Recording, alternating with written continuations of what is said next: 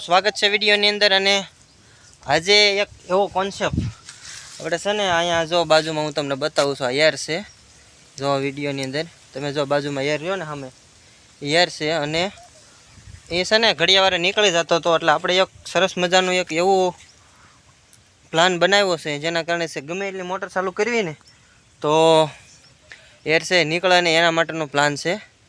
તો હું કઈ રીતના ફિટિંગ કરું છું એ તમે જોઈ જવો, અને વિડીયો સારો લાગે તો વિડીયોને લાઈક કરી દો અને ચેનલને સબસ્ક્રાઈબ કરી નાખો। હવે છે હું તમને પાછળનો કેમેરો કરી એને એક વખત બતાવી દઉં કે કઈ રીતના છે એ એરનું ફિટિંગ કરવાનું છે। તો વિડીયોને સંપૂર્ણ જોજો અને ચેનલને નવા હો તો ચેનલને સબસ્ક્રાઈબ કરી નાખો, કેમ કે છે આપણે છે ખેડૂતના વિડીયો અને ખેડૂતની ઇન્ફોર્મેશન હું આપના સુધી પહોંચાડતો હોઉં છું। તો આ છે ને ભાઈ, જો હું તમને કેમેરો ફ્રન્ટ કરીને બતાવી દઉં। આ યાર રહ્યો અહીંયા, એ છે ને એક મોટર ચાલુ કરું ને એટલે નીકળી જાય છે, એટલે એને નીકળે નહીં ને એના માટેનો એક આપણે જુગાડ અપનાવ્યો છે। અને એ જુગાડ જો કે મારે સક્સેસફુલ જ થાય છે। અત્યારે જો મેં આ બાજુમાં એક તગારું છે એ દેતવાનું ભરી અને દેખાડો ને, દેતવાનું ભરી અને છે એમાં ખીલી નાખી દીધી છે। અહીંયા ખીલી છે, જો અહીંયા ખીલીને ગરમ કરી અને છે એ ઓલા વાલની અંદર બેસાડી દેવાની છે। એટલે છે મોટર ચાલુ કરું ને તો હવા છે આ સકલીથી નીકળી જાય છે।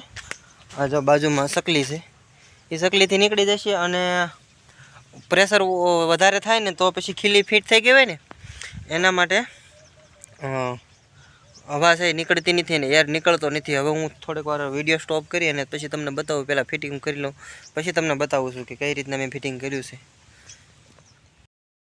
તો મિત્રો હવે જો આપણે ખીલી છે ફિટિંગ કરવાળી છે, હું બતાવી દઉં। જો આવી રીતના આમ અંદરથી નાખી છે, કેમ કે બહાર નાખું ને તો અંદર છે ને એ થોડુંક પાણી આવવામાં પ્રશ્ન વધારે રહેવું રહેશે, વધારે પ્રેસના કારણે છે એ પાણી આપણે આ ખૂટા પાછા અંદરના ભાગમાં રહે ને એ કપાય નહીં, આ બહાર છે એ પકડથી કાપી નાખવી તોય હાલે છે।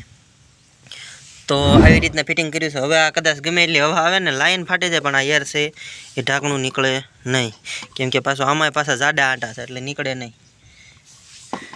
તો વિડીયો સારો લાગે તો વિડીયોને લાઈક કરી દો, ચેનલને સબસ્ક્રાઈબ કરી નાખો। ફરી મળીએ નવા વિડીયો સાથે, ત્યાં સુધી આપ સૌ પાસેથી રજા લો છો। ધન્યવાદ।